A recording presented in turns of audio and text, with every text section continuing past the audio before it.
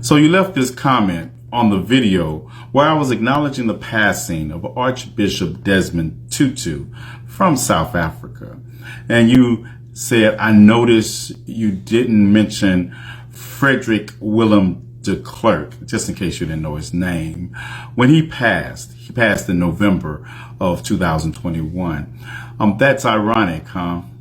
It's always a white person stumbling into my business and not knowing what they're talking about. But let's get it.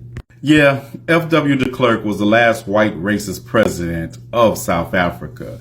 And outside of South Africa, many just credit him with freeing Nelson Mandela from his 27 years of imprisonment. But he really only freed him because the writing was on the wall and because Winnie Mandela was causing so much hell that de Klerk thought that Nelson would be able to reel her in. But those in South Africa saw de Klerk very differently. See, he was a president that saw the writing on the wall, as I was saying earlier, and he knew that South Africa was a racist nation isolated from the rest of the world. And he wanted to stay on in power and make sure that he negotiated the terms of how apartheid would end and to ensure that white families were not stripped of their wealth.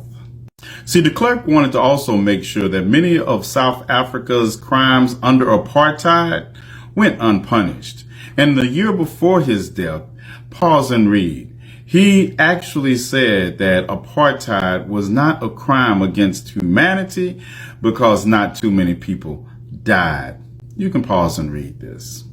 Now, de Klerk went on to say that, even though he later apologized for it, in spite of the fact that in 1966, the United Nations General Assembly declared apartheid a human rights violation. And you can pause to read about the 1973 Apartheid Convention. Now, even though apartheid had been declared a human rights violation in 1966, and de Klerk also went before the Truth and Reconciliation Commission, and he acted shocked that there was so much death and torture under apartheid, even under his presidency. But yet still, he managed to destroy thousands of pounds of paperwork before he left office. So much, as a matter of fact, they had to get a local Smitty's incinerator to destroy it. Now, I mean this with the utmost disrespect possible.